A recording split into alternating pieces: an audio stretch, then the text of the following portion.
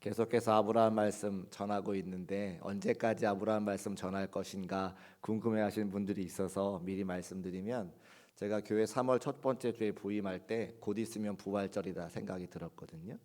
근데 제가 부활절 설교 많이 들었지만 부활절 설교에 아브라함 이야기하는 설교는 한 번도 들어보지 못했는데, 하나님께서 아브라함 믿음의 조상으로 세우시고 부활절과 함께 아브라함의 신앙과 믿음을 살펴보라는 마음을 주셨습니다. 그래서 부활절까지 하나님 말씀 전할 때 아브라함 관련된 이야기하고 다음 설교로 넘어갈까 하는데 괜찮으시죠? 네, 고맙습니다.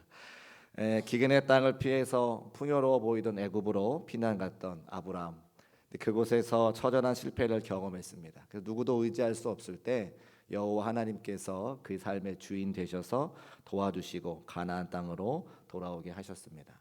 그런데 안타깝게도 하나님께서 주신 부요함이 약속의 땅 가나안에 살아갈 때에 다툼을 일으키는 원인이 되는 것을 오늘 말씀을 통해 확인할 수가 있습니다. 아브라함과 롯의 목자들이 다투고 그로 인해서 아브라함과 롯이 더 이상 함께할 수 없는 지경에 이르게 된 것이죠.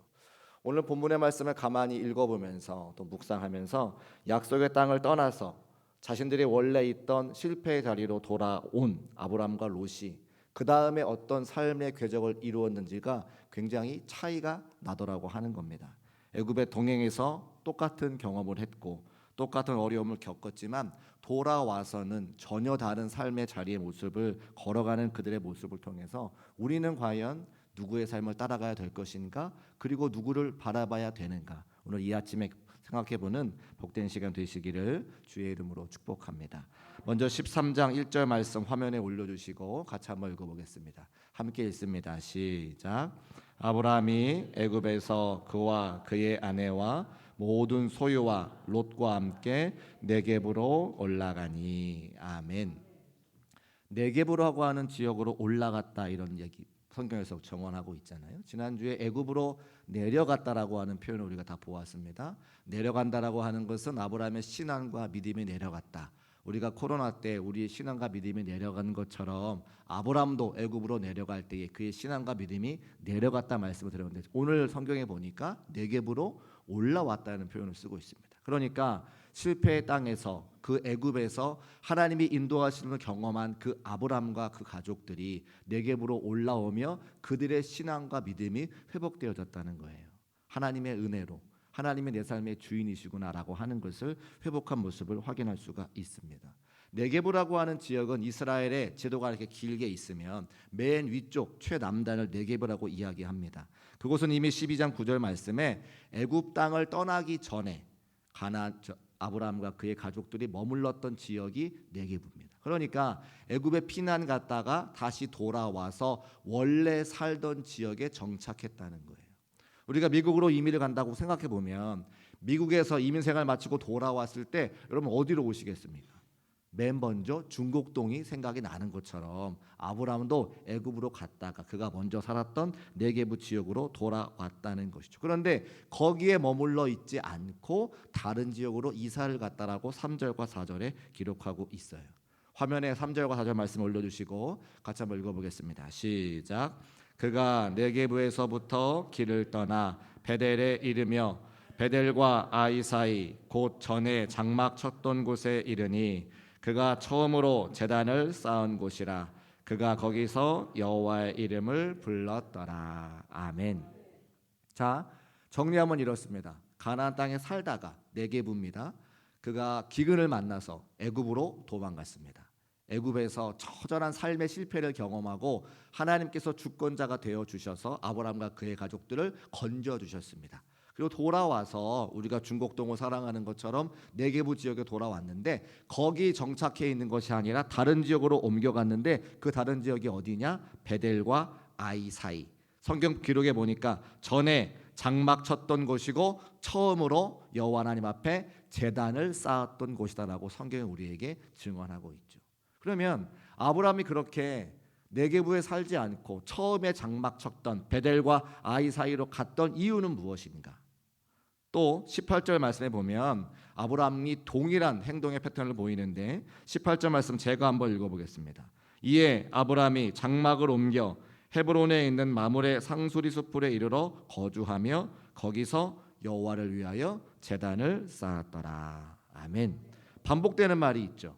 여호와께 제단을 쌓았더라. 물론 성경에는 아브라함의 생각과 그 말이 기록되어져 있지 않지만 그의 행동과 그의 결정과 그의 여정을 살펴보면 아브라함이 무슨 생각을 하고 있는지는 확인할 수가 있습니다.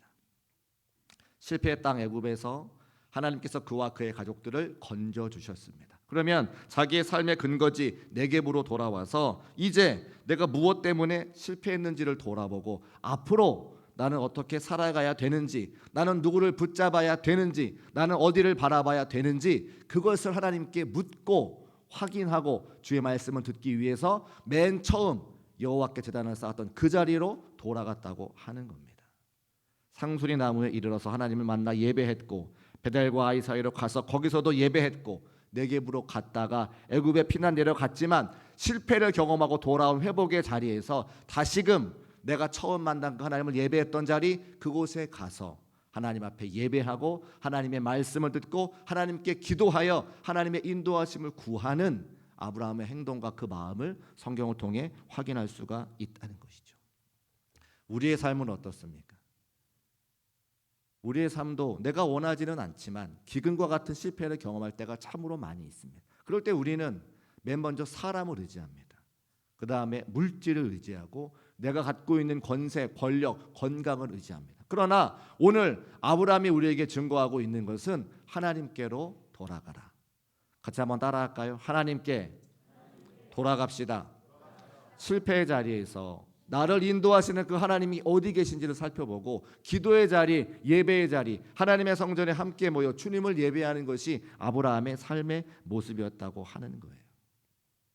제가 청빙 과정을 진행하면서 우리 중국교회의 사정과 형편에 대해서 많은 장로님들이 말씀해 주셨습니다. 제가 이제 부임한 지 한 달이 지났기 때문에 이제 와서 드리는 말씀은 하나님께서 제게 중국교회와 성도님들의 마음에 품고 기도할 때에 자꾸만 눈물을 주시는 거예요. 고아와 같이 버려진 성도들이다.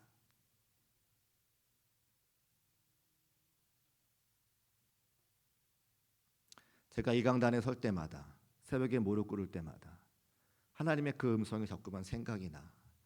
힘들고 어렵지만 교회를 지켜오셨던 장로님들의 흰머리가 기억이 나. 울지 않을 수가 없습니다.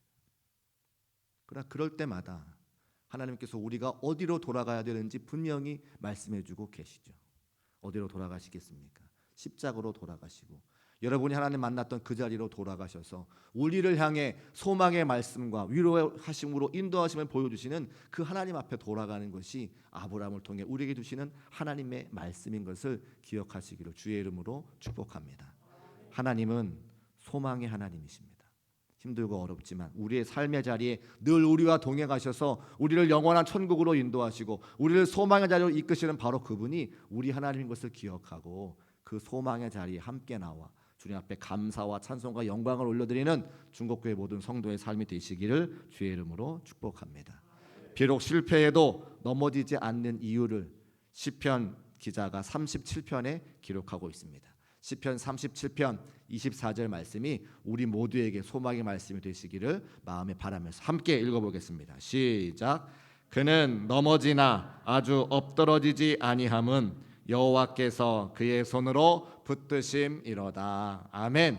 같이 한번 해볼까요? 여호와께서 그의 손으로 붙드심이로다. 할렐루야. 하나님께서 우리를 붙잡아 주시는 거예요. 하나님께서 우리와 함께 하십니다. 그것이 세상의 그 무엇보다 여러분 모두에게 참된 위로와 소망이 되시기를 주의 이름으로 축복합니다. 하나님께서 멀어지고 실패하고 넘어진 상태라 하더라도 하나님은 신실하심을 기억하고 우리가 돌이키면 언제라도 우리를 회복시키시며 은혜를 주시는 분인 것을 기억하고 삶의 자리마다 하나님께 예배하고 주의 성전으로 나와 기도할 수 있는 저와 여러분 되시기를 주의 이름으로 축복합니다. 다음으로는 롯을 한번 살펴보기를 원합니다. 똑같이 아브람과 똑같은 것을 보고 똑같은 것을 경험했지만 애굽에서 돌아온 다음에 아브람과는 전혀 다른 삶을 살아가는 롯의 모습을 확인할 수가 있습니다. 성경에 보니까 아브람도 애굽에 가서 부자가 되었고 롯도 애굽에 가서 부자가 되었다고 기록하고 있거든요. 5절 말씀 화면에 올려주시고 같이 한번 읽어봅니다. 시작. 아브라함의 일행 롯도 양과 소와 장막이 있으므로. 아멘. 양도 있고 소도 있고 장막이 있다, 집이 있다, 이렇게 이야기하고 있습니다. 제가 어렸을 때 저희 부모님께서 목장을 하셔서 소를 한 100여 마리 키웠습니다.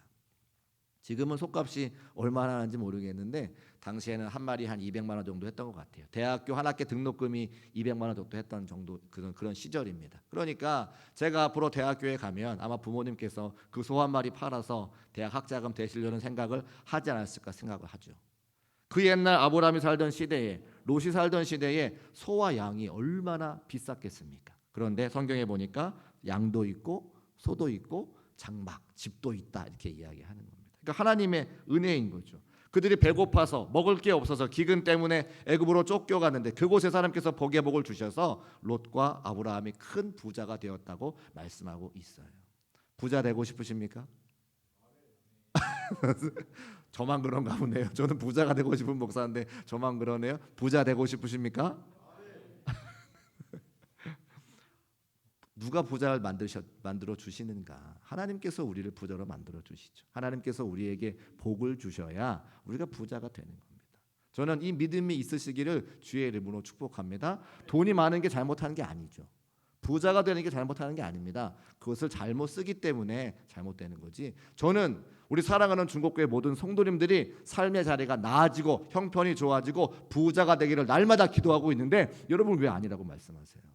여러분 하나님의 일을 하는 것도 돈이 있어야 함께 감당할 수 있는 거예요. 부자 되셔서 하나님께 마음껏 영광 올려드리시기를 주의 이름으로 축복합니다. 근데 누가 부유하게 만들어 주시느냐? 하나님께서 그렇게 해주시는 거죠. 하나님께서 아무리 우리에게 복을 쏟아부어 주셔도 내가 그것을 감당할 만한 능력이 없으면 다 흘려보내는 거예요. 하나님이 나를 부자로 만들어 주시는 겁니다. 그 물질을 감당할 수 있을 정도로 물질이 있어도 죄짓지 않게 만들어 주셔서 그 물질 가지고 하나님께 큰 영광 올려드릴 수 있도록 준비가 되어 있지 않으면 아무리 좋은 거 쏟아부어 주셔도 감당할 수 없는 게 우리 인간의 삶이라고 하는 거예요.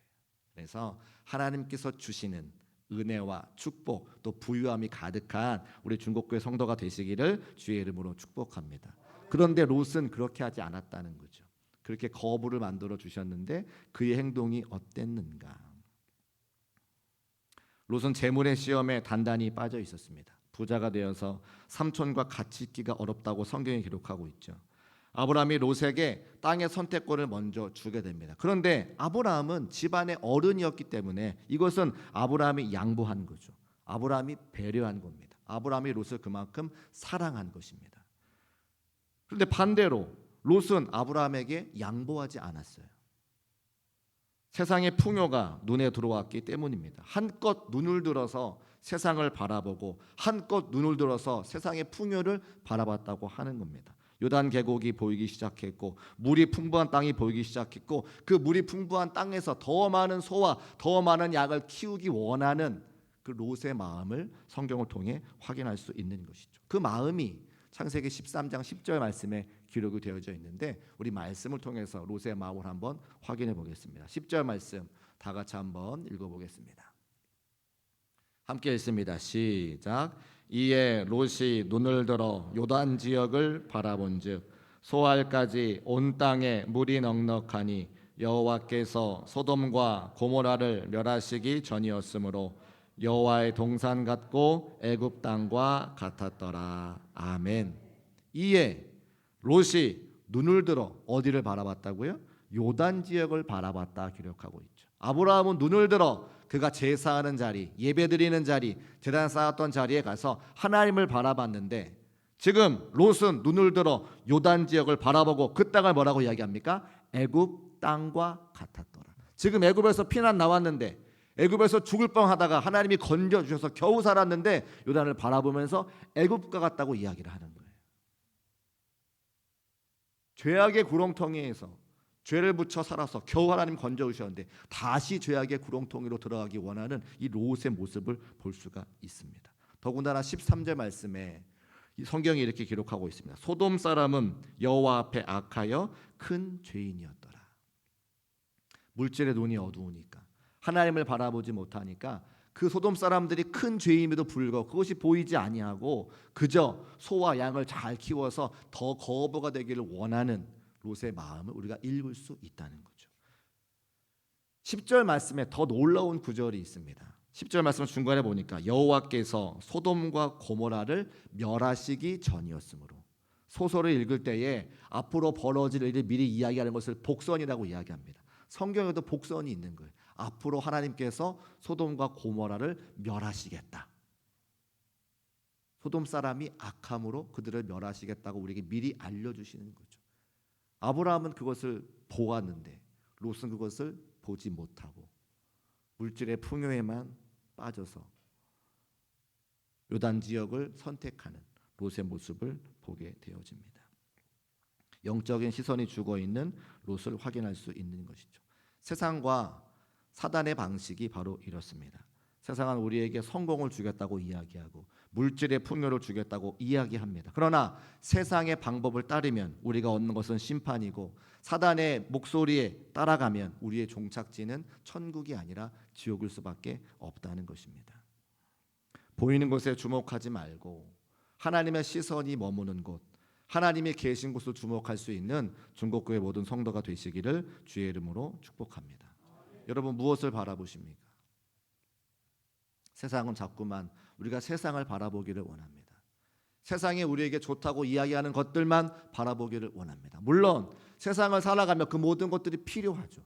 그러나 그것에 우리 삶의 우선순위를 두는 것이 아니라 그것을 가지고 하나님께 영광 올려드리기를 원하고 그것을 가지고 주 앞에 예배드리기를 원하는 그 마음을 하나님께서는 받으시기를 원하시고 원하신다고 하는 것을 말씀을 통해 깨닫게 해주십니다.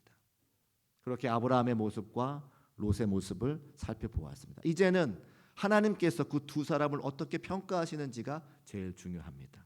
하나님의 평가를 보려고 하는데요. 14절 말씀 우리 같이 한번 읽어보고 하나님께서 어떻게 생각하시는지 한번 살펴보도록 하겠습니다. 14절 말씀 함께 읽습니다. 시작. 롯이 하나님을 떠난 후에 여호와께서 아브라함에게 이르시되 너는 눈을 들어 너 있는 곳에서 북쪽과 남쪽 그리고 동쪽과 서쪽을 바라보라. 아멘. 롯이 아브라함을 떠난 후에, 성경에 이 구절이 기록된 이유가 있습니다. 아브라함이 롯을 어떻게 생각했는가?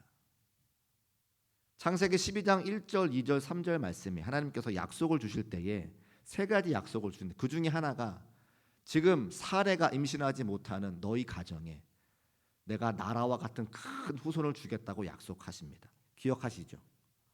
아브라함이 그 약속의 말씀을 듣고 무슨 생각을 했을까요? 아내는 아이를 낳지 못하는 사람이고 지금 나에게는 자녀가 하나도 없는데 내 옆에 사촌, 조카, 롯이 있습니다.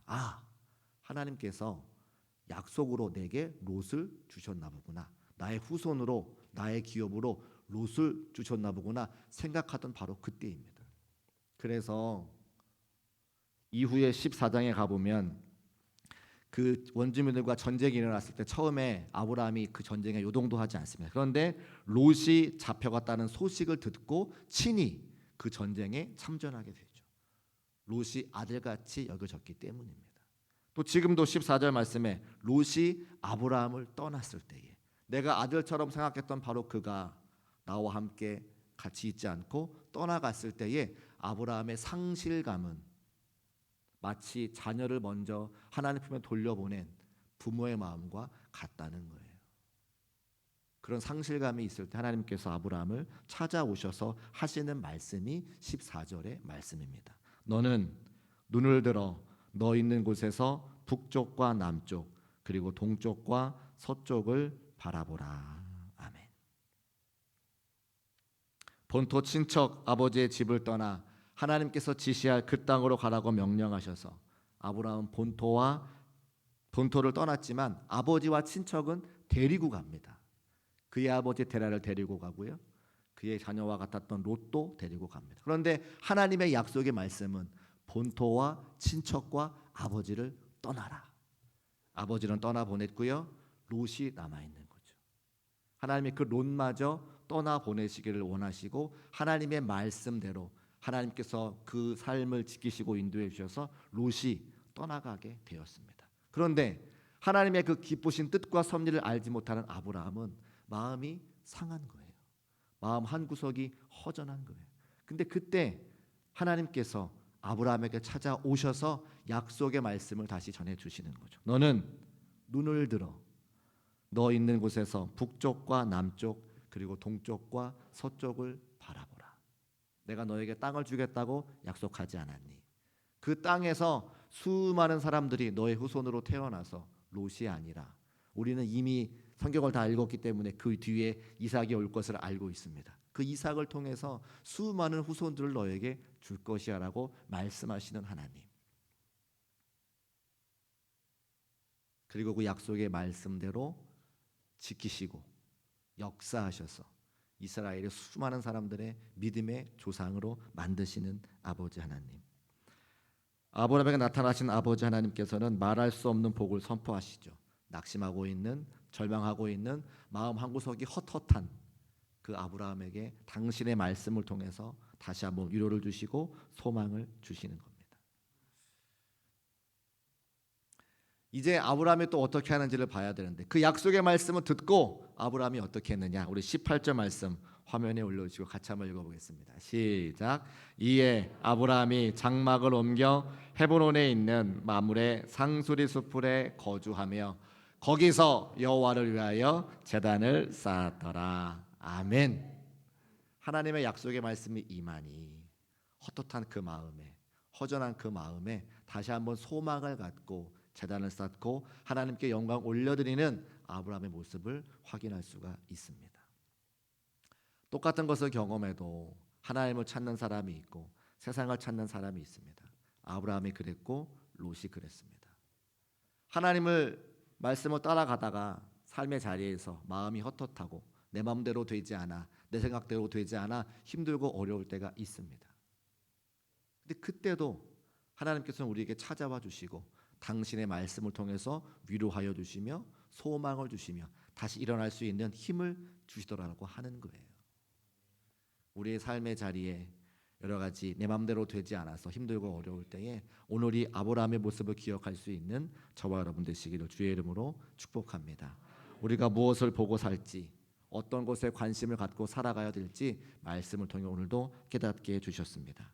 세상과 세상에 주는 가치를 추구하지 않으시기를 주의 이름으로 축복합니다. 오직 우리의 시선이 하나님께만 고정되시기를 주의 이름으로 축복합니다. 그래서 약속의 성취를 소망하며 믿음의 길을 끝까지 걸어서 믿음의 조상이 되었던 아브라함과 같이 우리 각자에게 허락하신 하나님의 약속의 말씀을 붙잡고 최후 승리를 거두며 잘했다 칭찬받을 수 있는 우리 중곡교회 모든 성도의 삶이 되시기를 주님의 이름으로 축복합니다. 우리 시선이라고 하는 찬송이 있습니다. 함께 찬송하고 약속의 말씀을 기억하며 잠깐 우리 결단하고 기도하겠습니다.